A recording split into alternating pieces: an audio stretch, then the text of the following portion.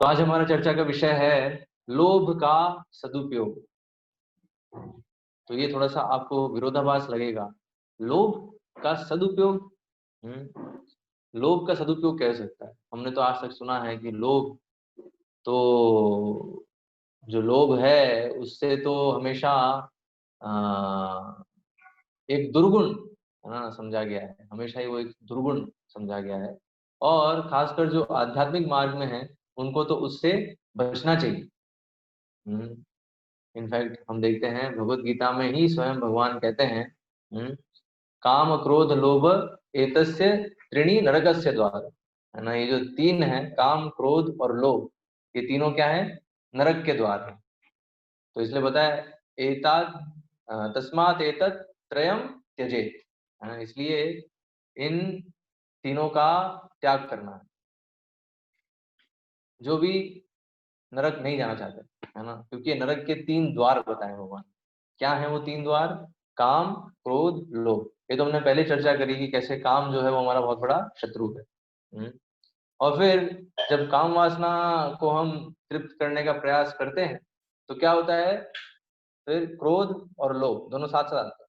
तो क्रोध जो है वो काम का छोटा भाई है, और इन दोनों के साथ संबंधित है लोभ भी। क्योंकि लोभ किस चीज का है? लोभ जो है ये, और जो इंद्रिय प्रीति के लिए जितनी भी वस्तुएं हैं उसको प्राप्त करने का लोभ है। और लोभ हम देखते हैं, लोभ बेसिकली लोभ जब है तो धन को अधिक से अधिक प्राप्त करना, क्योंकि धन से बहुत सारी चीजें खरीदी जा सकती हैं। इंद्रिय प्रीति की जो चीजें हैं, जैसे हमारे पास अगर बहुत धन है तो हम अपनी सारी इच्छाओं की पूर्ति के लिए सारे संसाधनों को जुटा सकते हैं। तो इसलिए लोभ, तो इसलिए लोभ का भी कारण क्या है? काम, अल्टीमेटली वो शत्रु जिसको हमने मित्र बना लिया। तो जो हमने पहले चर्चा करी थी, आज हम स्पेसिफिकली फोकस करेंगे लोभ पे। तो वैसे हमने देखा कि काम जो है वो शत्रु है। हाँ, तो उसी प्रकार से अब उसकी संतुष्टि के लिए लोभ करता है व्यक्ति, तो वो लोभ भी जो है उसको हानि पहुंचाता है। इसलिए बताया, इसलिए हमने जब हम स्कूल में थे, पता नहीं आजकल तो क्या स्थिति है, लेकिन जब हम स्कूल में तब तो एक चीज तो पढ़ाई जाती थी, एटलीस्ट बुक्स में था। है ना, बुक में खासकर हिंदी की बुक्स में या संस्कृत की बुक्स में जो है कभी जो है कुछ कहानियां होती थी, तो उसमें से एक कहानी होती थी, एक ये, लालच बुरी बला। हाँ, कि लालच जो है वो बुरी बला है। हालांकि हम देखते हैं आजकल उसको कोई फॉलो नहीं करता है, हर कोई लालची होता जा रहा है, लोभी होता जा रहा है। वो जो एक बेसिक शिक्षा है जो बचपन में दी जाती है उसको कोई फॉलो नहीं कर रहा। लेकिन हम देखते हैं कि ये प्रिंसिपल है, हाँ, ये तथ्य है, लालच बुरी बला। क्यों? क्योंकि जब भी व्यक्ति अपने लालच को पूरा करने का प्रयास करता है तो उसका परिणाम क्या होता है? कि वो सब कुछ खो देता है ना। जो वो प्राप्त करना चाहता था वो तो उससे वो तो नष्ट हो ही जाता है, लेकिन जो है ऑलरेडी वो भी पूरा नष्ट हो जाता है लालच के चक्कर में। ये हर कहानी में हम देखते हैं, जैसे वो कई कहानियां हैं इसके बारे में, हाँ, जिसमें हर कहानी का जो एक सार, तो वो जो उसके पास है वो भी खो देता है। हाँ, और अगर उसे अगर प्राप्त भी होता है तो भी वो संतुष्ट नहीं रहता है। ये पॉइंट है, दो जो है चीजें होती हैं। जैसे हम देखते हैं महाभारत में दुर्योधन का वर्णन है। तो दुर्योधन जो है कितना लोभी था। जब भगवान जब शांति दूत बनकर गए और दुर्योधन के सामने प्रस्ताव रखा कि ठीक है, तुम अगर पांडवों को उनका राज्य नहीं देना चाहते तो कम से कम उनको 5 गांव दे दो।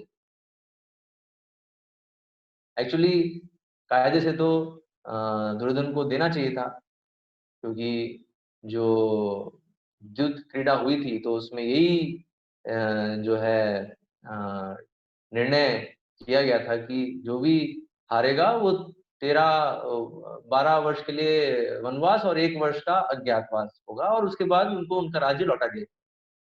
तो अभी पांडवों ने पूरा किया, 13 साल पूरा जो है कंप्लीट किया उन्होंने, और उसके बाद जब वापस आए तो दुर्योधन ने क्या कहा? नहीं, मैं यहाँ तक कि एक सुई की नोक रखने इतनी जमीन भी नहीं दूंगा, 5 गांव भूल जाओ, इवन सुई की नोक रख सको उतनी जमीन नहीं दूंगा। तो ये दिखा रहा है कितना लोभ है वो दुर्योधन को पूरा जो पृथ्वी है उसी को चाहिए, इवन 5 गांव भी जो है वो नहीं दे सकता है, पूरी जो है पृथ्वी उसको चाहिए। तो ये है लोभ, कि सब कुछ होने पर भी वो जो है संतुष्ट नहीं है और उसको छोड़ना ही चाहता है, वो जो है उसको पकड़े रखना चाहता है, एज इफ कि वो हमेशा उसके पास रही। हम देख रहे हैं इसे दुर्योधन कैसे लोभ के कारण, हाँ अर्जुन कहते भी है गीता में, अर्जुन जो है भगवत गीता में ये चीज कहते भी हैं। शुरुआत में अर्जुन जब मना करते हैं युद्ध करने से, तो उसमें जो जो वो तर्क रखते हैं, तो उसमें जो जो वो तर्क रखते हैं उसमें एक तर्क ये भी होता है कि ये जो दुर्योधन एंड पार्टी है, ये तो बड़ी ही लालची हैं, ये लालच में आके युद्ध करना चाहते हैं। तो हम क्यों इनकी तरह कार्य करें? ये जो है अर्जुन का कहना होता है। तो अर्जुन कह रहे हैं, यद्यपेते न पश्यन्ति लोभोपहत चेतसः कुलक्षय कृतं दोषं मित्रद्रोहे च पातकम् कथं न ज्ञेयमस्माभिः पापादस्मान् निवर्तितुं कुलक्षय कृतं दोषं प्रपश्यद्भिर्जनार्दन। तो अर्जुन क्या कह रहे हैं, हे जनार्दन, हैं, इन लोगों के हृदय लोभ से आच्छादित हो चुके हैं, लोभ ने इनको पूरा अपने नियंत्रण में कर लिया है, और इसलिए ये तैयार हैं अपने परिवार, अपने मित्र और अपने सगे संबंधियों से लड़ने के लिए। लेकिन हम जो ये चीज समझते हैं, हम क्यों इस पाप में भाग लें? हम तो समझ रहे हैं, हम तो इनके जैसे नहीं, हम तो ये दुर्योधन पार्टी जैसे नहीं है, हम तो समझ रहे हैं पाप है, वो नहीं समझ रहा है, वो तो लोभ में आके ये करने के लिए तैयार, उसको कोई संकोच नहीं। तो यहाँ देख रहे हैं हम अर्जुन को संकोच हो रहा है। अर्जुन ने जब देखा अपने सारे जो हैं सगे संबंधी सब परिवारजन ही सब हैं सामने, हैं अभी इनको इनसे युद्ध करना पड़ेगा। तो अर्जुन का हृदय जो है वो अ, विदीर्ण हो गया कि सॉफ्टनेस के कारण, वो भक्त है वो, और उनको कोई जो है ऐसे राज्य की अभिलाषा नहीं है। इसलिए वो कहते हैं आगे, फिर आगे क्या कहते हैं वो, अहो बत महत् पापं कर्तुं व्यवसिता वयं यद्राज्य सुख लोभेन हन्तुं स्वजनमुद्यताः। तो कह रहे हैं कि अरे ये कहते हैं हम इनके जैसे लोभी हो रहे हैं, कि हम ये इनको तो कोई दिक्कत नहीं है अपने स्वजनों को मारने के लिए, हम भी अब स्वजनों को मारने के लिए तैयार हैं इस लोभ के लिए। अहो बत महत् पापम, इतना बड़ा पाप हम करने के लिए तैयार है, हम तैयार हैं हम इसको करने के लिए, बस यद राज्य सुख लोभ है ना, राज्य सुख के लोभ के लिए हम अपने सगे संबंधियों को मारने के लिए तैयार हैं।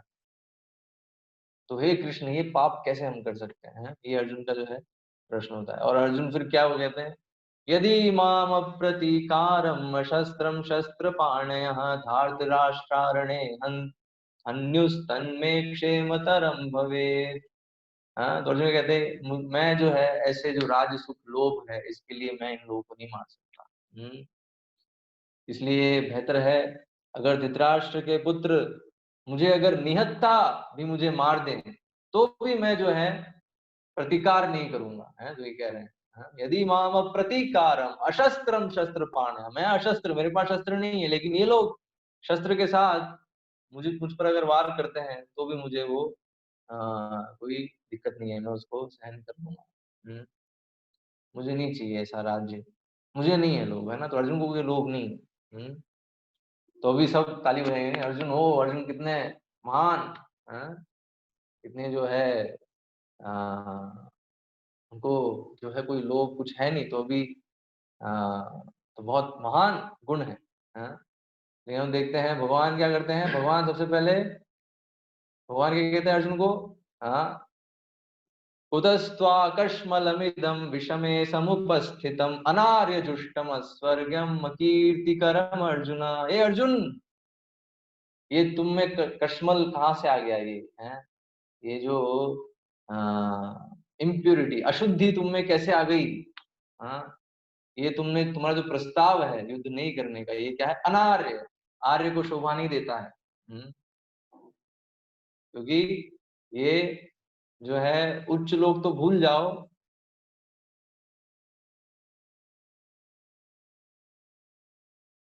उसका उल्टा। हाँ, तो अप्रसिद्ध अप्रसिद्ध हो रहोगे तो। तो इस तरीके से भगवान जो है एक्चुअली डांट रहे हैं उसको। तो अर्जुन को पहले भगवान डांट,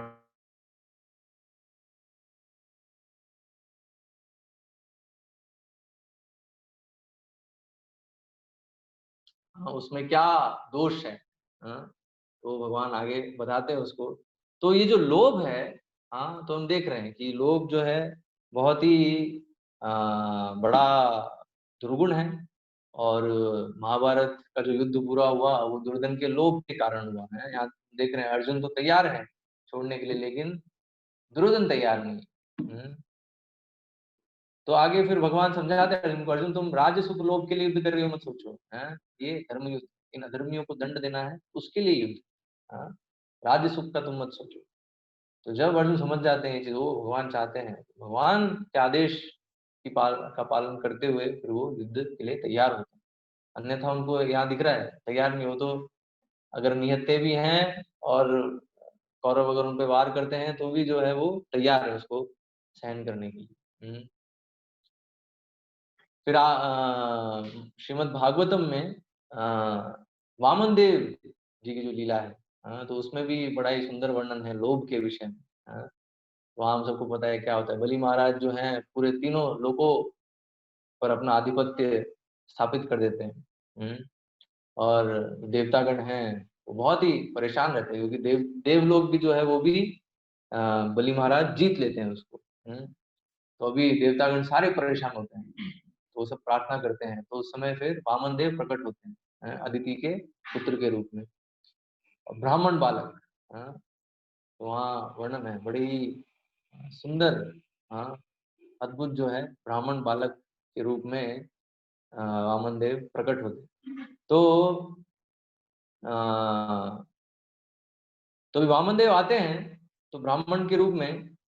और उस समय बलि महाराज बहुत बड़ा यज्ञ कर रहे होते हैं। हाँ, तो वो जो यज्ञ कर रहे होते हैं तो उसमें कई ब्राह्मण उपस्थित होते हैं, लेकिन जब वामन देव आते हैं तो वामन देव का जो ब्रह्म तेज है और वो जो है वो बिल्कुल ही अलग दिखते हैं। वो दिखते हैं तो बिल्कुल यूनिक कोई व्यक्ति है, क्योंकि स्वयं भगवान है तो उनकी स्पेशलिटी अलग ही होगी, वो अलग से जो है व्यक्तित्व दिखेगा। तो बलि महाराज समझ गए कि ये कोई साधारण ब्राह्मण नहीं है, साधारण ब्राह्मण। हाँ, और हृदय में ही वो सोच लेते हैं जो भी मांगेंगे इनकी मैं इच्छा पूरी करूंगा, क्योंकि बलि महाराज ब्राह्मणों को दान देने में बहुत ही अ, जो है क्या कह सकते हैं, बहुत ही उदार थे। कभी मना नहीं करते थे, और खासकर ब्राह्मणों के प्रति उनका एक अलग ही आकर्षण था। तो इस तरह, क्योंकि उनको प्रहलाद महाराज ने ट्रेन किया था उस तरीके से। हाँ, तो इसलिए वो उनमें भी जो है सद्गुण थे। हालांकि असुरों के राजा होने पर भी उनमें बहुत सारे सद्गुण थे। कारण क्या है? क्योंकि वो प्रहलाद महाराज के पोते हैं। तो इस तरीके से जब वामन देव प्रकट होते हैं तो बलि महाराज जो है पूरा तैयार रहते हैं वो कुछ भी देने के लिए। अभी यहाँ बहुत ही सुंदर संवाद होता है, भागवतम में वर्णन है कैसे जो है बलि महाराज और वामन देव के बीच में संवाद होता है। तो बलि महाराज पूछते हैं, ए ब्राह्मण ब्राह्मण श्रेष्ठ, बताइए आपको कैसे मैं संतुष्ट करूं, क्या सेवा करूं आपकी, क्या चाहते हैं? तो जो वामन देव हैं वो बोलते हैं कि मुझे बस 3 पग भूमि चाहिए। हम्म हाँ, 3 पग भूमि मुझे बस चाहिए। अभी जब वो 3 पग भूमि के लिए बोलते हैं तो बलि महाराज क्या है, बलि महाराज बोलते हैं, अरे 3 पग भूमि से क्या होगा, तुम्हारे तो छोटे पैर हैं, इतने छोटे पैर से 3 पग उसमें तुम्हारा क्या होगा? हाँ, तो बलि कहते हैं, हाँ, श्री बलिरुवाच अहो ब्राह्मण दायाद वाचस्ते वृद्ध सम्मता त्वं बालो बाली शमिति स्वार्थम प्रत्यबुधो यथा। हाँ, तो यहाँ बोलते हैं स्वार्थम प्रत्यबुधो यथा, तुम्हें अपना स्वार्थ पता नहीं है। तुम बहुत ही बुद्धिमान ब्राह्मण हो, हाँ, लेकिन बालो बाली शमति, तुम्हारी मति जो है वो बालक जैसी है। क्यों? क्योंकि तुम्हें अपना स्वार्थ पता नहीं है। इसमें तुम्हारा स्वार्थ नहीं है, 3 पग भूमि में तुम्हारा क्या होगा? हाँ, तो बलि महाराज ऐसे कह रहे हैं कि तुम्हें पता नहीं अपना, तुम्हारा तुम बालक जैसे, तुम्हारी बुद्धि, तुम हो बड़े ब्राह्मण, बहुत ही अच्छे ब्राह्मण हो, लेकिन बुद्धि जो है तुम्हारी इतनी अभी, तुम्हें अपना स्वार्थ नहीं समझ में आता। तो फिर वो कह रहे हैं अरे 3 पग से क्या होगा, तुम मुझसे पूरा एक द्वीप मांग लो। हाँ, पूरे ब्रह्मांड का राजा हूं। हाँ, फिर कहते हैं हाँ, न पुमान मामुपव्रज्य भूयो याचितुमर्हति तस्माद्वृत्ति करिं भूमिं बटो कामं प्रतीच्छ मे। बोल रहे हैं, बलि महाराज कह रहे हैं कि मेरे पास एक बार जो आ जाए, हाँ, और उसको मैं कुछ दूं, तो उसको वापस कभी कुछ मांगने की आवश्यकता नहीं पड़नी चाहिए। हाँ, तो बोल रहे हैं कामम प्रतीक्षा में, है ना, उसकी कामना, मतलब मैं इतना सक्षम हूं कि मेरे पास कोई आए तो उसको फिर किसी और से भीख मांगने की जरूरत नहीं। तो इसलिए हे ब्राह्मण, तुम मुझसे वो मांगो जो तुम्हारे पूरे जीवन के लिए तुम्हारी सारी आवश्यकताओं की पूर्ति करे।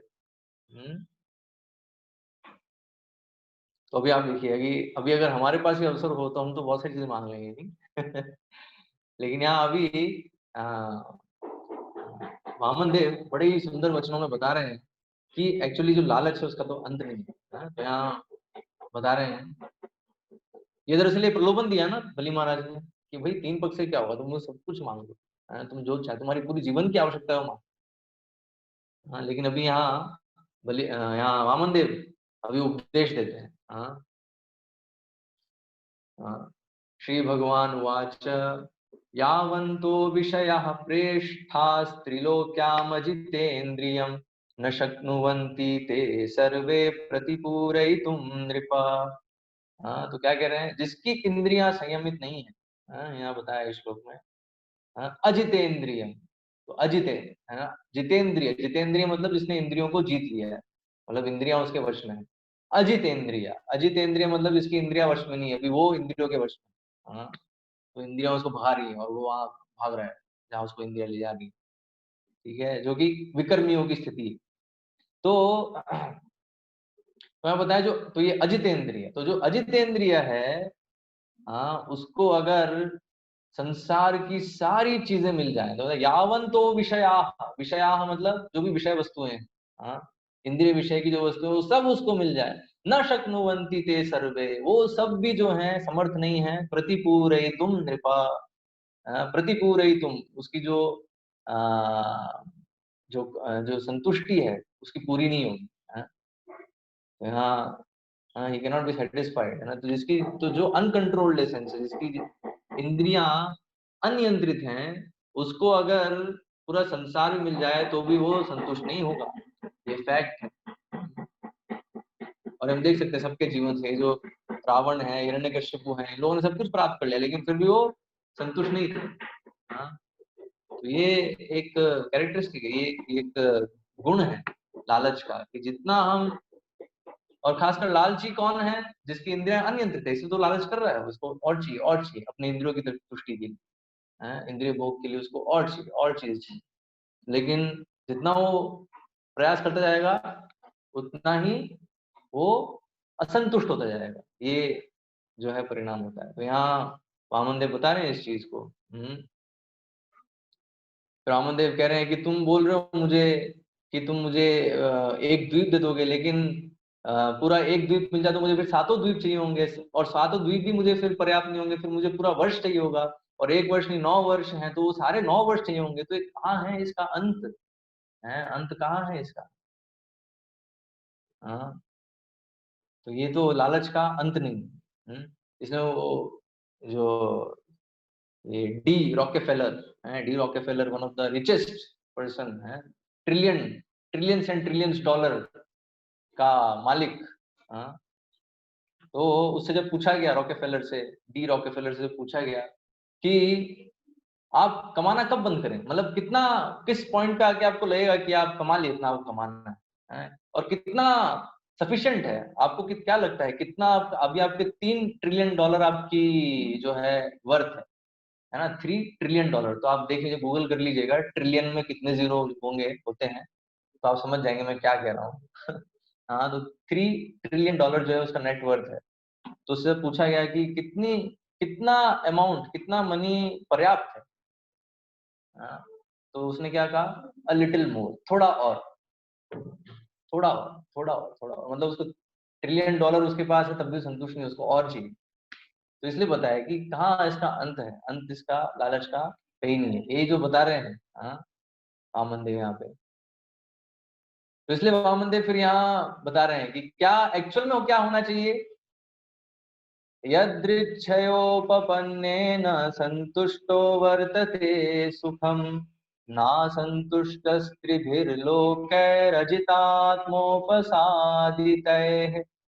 तो क्या कह रहे हैं, यदृच्छयोपपन्नेन, जो डेस्टिनी है ना, जो हमारी जो भाग्य है, भाग्य में जो भाग्य से जो आएगा उससे संतुष्ट रहो। संतुष्टो वर्तते सुखम, तो भाग्य से जो आ रहा है उससे संतुष्ट है, एक्चुअल में वो सुखी है। होता है ना, संतुष्ट त्रिभिर्लोकैर अजितात्मोपसादित, है ना।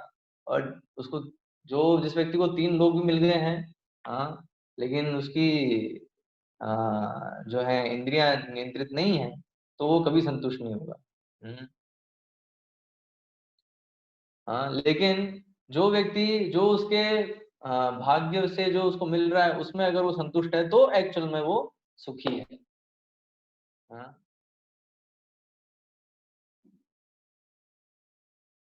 क्योंकि पॉइंट यहाँ पे ये, जब तक हम सेटिस्फाइड नहीं तब तक सुख नहीं आ सकता। यहाँ पे बहुत इंपॉर्टेंट पॉइंट बता रहा है, for discontent can never bring happiness, है ना। जब तक हम संतुष्ट नहीं है तब तक सुख तो बहुत दूर की बात है। तो इसलिए ये प्रहलाद महाराज भी बताते हैं, हाँ, कि जिस प्रकार से दुख के लिए हम प्रयास नहीं करते, दुख आता है, उसी प्रकार से सुख भी आएगा, उसके लिए प्रयास करने की जरूरत नहीं। हाँ, तो बहुत इंपॉर्टेंट श्लोक क्या बताया है, सुखम मैन्द्रियकम दैत्या देह योगे न देहि नाम सर्वत्र लभ्यते दैवाद यथा दुखम अयत्नतः। बताए, हाँ, यथा दुखम अयत्नतः, तो जैसे दुख मिलता है यत्न करे बिना, अयत्नतः, है ना। तो यहाँ शब्द है अयत्नतः, तो दुख के लिए कोई प्रयास करता है, पूछिए अपने से कि आपने कभी दुख के लिए प्रयास किया। कभी नहीं, मुझे नहीं लगता किसी ने कोई दुख के लिए प्रयास करेगा। कोई भी जो थोड़ा बहुत अभी बुद्धि अगर स्थिर है तो कम से कम वो दुख के लिए तो प्रयास नहीं करेगा, सुख के लिए सब प्रयास करते हैं। लेकिन पॉइंट यहाँ क्या समझ रहा है, दुख के लिए हम प्रयास नहीं करते तो दुख आता है, तो ठीक उसी प्रकार सुख भी आएगा, क्योंकि ये सुख दुख जो है हमारे पूर्व कर्मों के अनुसार, वो भाग्य जो डेस्टिनी है, मतलब हमें पर्टिकुलर शरीर मिला है वो सुख दुख भोगने के लिए, तो वो आएगा जाएगा, आएगा जाएगा। हाँ, लेकिन उसमें हमें जो है उससे प्रभावित नहीं होना है। हमारा प्रयास क्या होना चाहिए, इंद्रियों को भगवान की सेवा में लगाना। तो इसलिए प्रहलाद महाराज शिक्षा दे रहे हैं अपने मित्रों को, कि जो है ये जो इंद्रिय सुख है इसके पीछे मत भागो, क्योंकि ये तो फिक्स है, इसको ना तो आप बढ़ा सकते हो ना कम कर सकते हो, इट इज अ फैक्ट। क्योंकि आपको पर्टिकुलर शरीर मिला है, वो एक पर्टिकुलर लेवल का इंद्रिय सुख भोगने के लिए मिला है, वो आएगा। इसलिए हमारे पूर्वज कहते थे ना, वो कहावत है, गाने गाने पे लिखा है खाने वाले का नाम, दैट इज अ फैक्ट। कि जो जिसका जो लिखा है वो उसको मिलेगा। हाँ, हमारे एस्ट्रोलॉजर मित्र जो है वो अच्छे से समझा सकते हैं इस चीज को, इट इज फिक्स है ना। बहुत सारी चीजें हैं जो फिक्स हैं, हम्म, तो वो आपको मिलनी है। तो इसलिए प्रहलाद महाराज कह रहे हैं, इसलिए इसको ज्यादा वो मत लो, सीरियसली मत लो। सीरियस क्या है, मनुष्य जो मिला है अभी समय है, अभी इसमें जो परम लक्ष्य है उसको प्राप्त करने के लिए इंद्रियों को भगवान की सेवा में लगाने का प्रयास करो। इस तरीके से फिर क्या होगा, उसको सुख मिलेगा। तो यही वामन देव सेम ये चीज बता रहे हैं कि इसलिए जो मिल रहा, जो भाग्य से मिला है उससे संतुष्ट रहो, क्योंकि जब तक असंतुष्ट रहेंगे तब तक कोई सुखी नहीं रह सकता, मन अशांत रहेगा उसका। हम्म, हाँ, तो इस तरीके से वामन देव यहाँ बता रहे हैं। तो भी तो यहाँ हम देख रहे हैं, शास्त्रों में तो पूरा वर्णन है कि जो लोभ है उसको, लालच है उसको तो छोड़ना चाहिए, है ना। जिस जो भी हमारे पास उससे संतुष्ट रहना चाहिए। तो भी लोभ का सदुपयोग कैसे हो सकता है। हाँ, लोभ तो त्याग करने वाली बात हो गई, है ना, छोड़ने वाली बात हो गई। हाँ, तो इसलिए बताया है, हाँ, लोभ का उपयोग है, सदुपयोग है, सदुपयोग ही है। उपयोग नहीं, अगर उपयोग करोगे दुरुपयोग होगा, सदुपयोग करना पड़ेगा। सदुपयोग मतलब क्या है, सत कार्य के लिए। तो इसलिए सदुपयोग जो शब्द है वो क्या है, सत प्लस उपयोग। उपयोग सत के लिए, सत मतलब जो आध्यात्मिक है, हाँ, सच्चिदानंद जो आध्यात्मिक स्थिति है, हाँ, उसको प्राप्त करने के लिए जो उपयोग है उसे कहते हैं सदुपयोग। अभी लोभ का सदुपयोग कैसे हो सकता है, क्योंकि हम तो यहाँ देख रहे हैं लोभ तो त्यागना ही है। तो इसलिए ये चैतन्य चरितामृत में वर्णन आता है, जब चैतन्य महाप्रभु रामानंद राय से पूछ रहे होते हैं कि क्या श्रेष्ठ है, क्या श्रेष्ठ है, हाँ, क्या श्रेष्ठ है, बताइए क्या श्रेष्ठ है। तो ऐसे जो रामानंद राय हैं, वो बहुत सारी चीजें बताते हैं कि ये श्रेष्ठ है, ये श्रेष्ठ है, हाँ, ये श्रेष्ठ है। लेकिन चैतन्य महाप्रभु संतुष्ट नहीं होते हैं, वो बोलते हैं और बताओ, और बताओ, और क्या है, हाँ, और क्या है बताइए। तो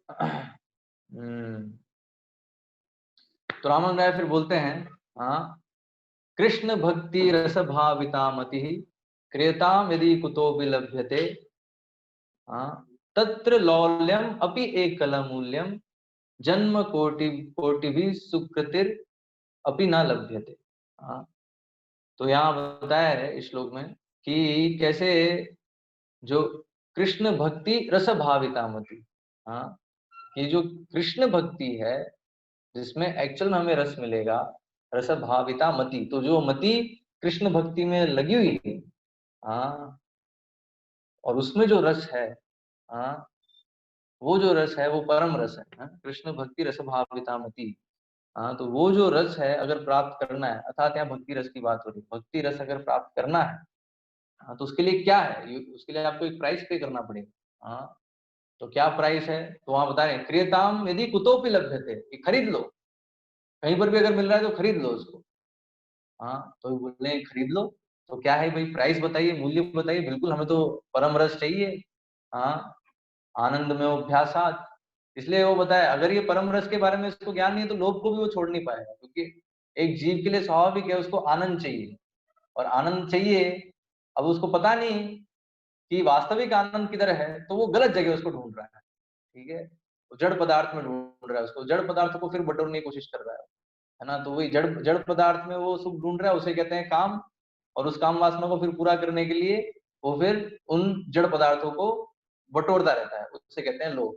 हाँ, अभी अगर यही चीज अगर कृष्ण के प्रति अगर लग जाए, हाँ, जो हमारे जड़ पदार्थ के प्रति है, अगर वही चीज हम कृष्ण की तरफ डायरेक्ट कर दें, हाँ, तो क्या होगा, तो फिर जो है वो काम और लोभ जो है वो उसका सदुपयोग होगा, और वो शुद्ध हो जाएगा, है ना। तो काम जो है वो प्रेम में कन्वर्ट हो जाएगा, हाँ, और जब वो प्रेम में कन्वर्ट हो गया तो फिर ये सब जो सारे दुर्गुण हैं वो सब नहीं रहेंगे, वो सब सद्गुण हो जाएंगे। तो इसलिए तो इसका मूल्य क्या बताया है, इसको खरीदने का मूल्य क्या है, मूल्य है, हाँ, तत्र लौल्यम अपि एक कला मूल्य, हाँ, लौल्यम, लौल्यम बताए ग्रीडीनेस, है ना, लोभ होना चाहिए। लोभ क्या है, इसको प्राप्त करने का लोभ, बस यही इसकी प्राइस है।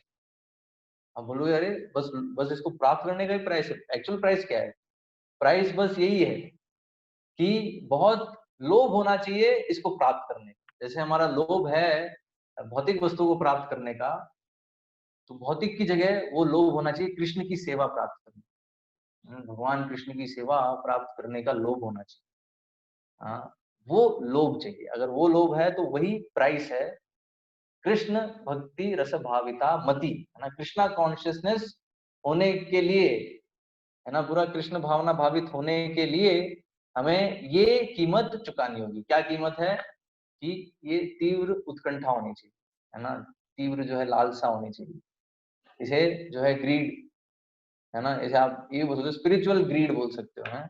तो स्पिरिचुअल ग्रीड, तो इसलिए मटेरियल ग्रीड की जगह स्पिरिचुअल ग्रीड होना चाहिए। तो स्पिरिचुअल ग्रीड क्या है, और ज्यादा जो है भगवान की सेवा करने का, हमने इतना कर लिया उससे, तो इसलिए कई लोग होते हैं ना कि हम बस 2 माला कर रहे हैं हो गया, नहीं, दो 16 करने का होना चाहिए, 16 के बाद फिर 32 का होना चाहिए, 32 64 है। और हमें उस स्तर पे आना है, कीर्तन्य सदा हरि, 24 घंटे जो है भगवान का नाम चल रहा है, उस स्तर पे आना है। हाँ, तो इसलिए तो क्या है 24 घंटे कृष्णा कॉन्शियस होना है, ऐसा नहीं कि कुछ समय हम कृष्णा कॉन्शियस है और बाकी समय माया कॉन्शियस। हाँ, तो वो कृष्णा कॉन्शियस नहीं है, वो माया कॉन्शियस ही है। तो इसलिए बताएं, तो अभी साधना स्टेज में हमें ये जो है ग्रीड डेवलप करनी है। हाँ, तो अगर तो ये प्राइस है। हाँ, लेकिन हमें बताया है ये जो है, हाँ, जन्म कोटिभिर सुकृतिर न लभ्यते, है ना, ये इस मतलब ये ग्रीड होना कि भगवान की सेवा मुझे और करनी है और चाहिए, और जो है उसके प्रति उत्कंठा होना, उसकी उसका लालच होना, ये क्या होता है, इसको प्राप्त करने में भी बहुत सुकृति चाहिए। हाँ, बहुत सुकृतिवान होना चाहिए, और वो उसको लगता है बहुत जन्म भी लग सकते हैं, एक जन्म में संभव नहीं है। हाँ, कहीं कहीं बहुत ही एक्सेप्शनल केस होते हैं एक जन्म में हो जाए, लेकिन अधिकतर में, हाँ, जन्म कोटि भी है ना, कोटि मतलब करोड़ों करोड़ों जन्म का बताया है, करोड़ों करोड़ों जन्म भी हो जाएंगे तब भी इस प्रकार की उत्कंठा नहीं हो रही। लेकिन अगर किसी प्रकार से हो गई, हाँ, तो वो जो है, उसका उद्धार हो जाएगा। जैसे प्रभुपाद वर्णन बताते हैं एक चोर का। हाँ, तो एक ऐसे चोर होता है बिल्कुल लालची चोर, उसको बहुत जो है गहने चाहिए। हाँ, बहुत उसको हीरे जेवरात चाहिए, उसको बहुत लालच होता है।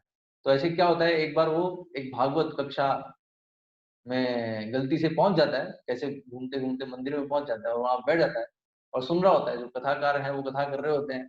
हाँ, तो ऐसे वो भगवान का वर्णन कर रहे होते हैं कि देखो वृंदावन में कैसे बालक है, उसने जो है इतने सारे आभूषण पहन रखे हैं। तो आभूषणों का जब वर्णन देखते हैं कि हाथ पे आभूषण है, पैर पे आभूषण है, गले में आभूषण है, तो जो चोर है उसका लालच और बढ़ जाता है और बोलते हैं अरे ये बालक मिल जाए बस, है ये बालक मिल जाएगा तो मैं एक ही दिन में धनी बन जाऊं। हाँ, तो फिर वो ध्यान से सुनते उस कथा को कि मिलेगा कहाँ, इस बालक का क्या है, नाम क्या है और स्थान कहाँ है, कहाँ मिलेगा। तो वो सब नोट करता है वो नोट करता है, अच्छा ये कहाँ है, अच्छा इसका नाम कृष्ण है, ओके, कहाँ मिलेंगे, वो वृंदावन में मिलेंगे, ओके ठीक है। और सारा रूप सब समझ लिया कि अच्छा ऐसा रूप है, ऐसा जो है सारे डिस्क्रिप्शन सब समझ लिया। हाँ, और फिर चल पड़ा वो, बिल्कुल वो चला, तो ये सोच के ये बालक मेरे को चाहिए कैसे भी, है ना। तो चलता चलता और यही स्मरण करता रहा, वो बालक बस मिल जाए। जैसे वृंदावन पहुंचा तो ढूंढने लगा कहाँ है वो बालक, कहाँ है कहाँ है। हाँ, सबसे पूछने लगा अरे इस बालक को देखा है कहाँ है। तो ऐसे वो बस यही ढूंढ रहा है ढूंढ रहा है ढूंढ रहा है, तो उसको फिर दिख जाते हैं। सोचो दिख जाते हैं उसको।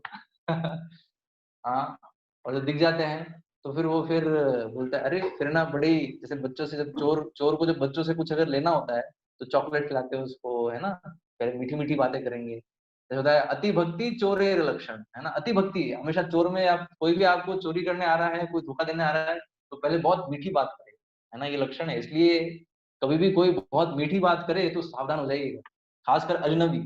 अगर अजनबी कोई मीठी बात करे तो केयरफुल, वेरी केयरफुल, समझ जाओ इसको कुछ गड़बड़ है। तो एनीवेज, तो भी ये चोर जो है ऐसे कृष्ण भगवान से, है उसमें भगवान बालक के रूप में, तो बाल गोपाल जो है उनके समक्ष आए हैं, वो दिख गए। और फिर ये जो चोर है ऐसी मीठी मीठी बातें करने लगा, अरे बालक तुम कितने सुंदर हो, कितने अच्छे हो, हैं। तो ऐसे से जो है बात करने लगे। और फिर कृष्ण भी जो है, हाँ हाँ ऐसे उससे बात करने लगे। अभी धीरे धीरे उसने कहा कि, चोर ने कहा कि मैं तुम्हें ना, तुम्हें क्या पसंद है, तो उन्होंने कहा मुझे तो माखन मिश्री बहुत पसंद है, माखन मुझे पसंद है बहुत। तो फिर चोर ने कहा देखो मैं तुम्हें बहुत सारा माखन दूंगा, हाँ, बस तुम मुझे बदले में तुम्हारे जो ये आभूषण है ना कितने सुंदर हैं, ये आभूषण मुझे दे दोगे। हाँ, तो कृष्ण बोलते हैं अरे ये आभूषण, नहीं नहीं मैं कैसे दूं, मैं अगर दे दूंगा तो मुझे मैया डांटेगी, हाँ, मारेगी मुझे, किसको दे के आ गए तुम आभूषण, है नहीं नहीं मैं ऐसे नहीं दे सकता तुम्हें आभूषण।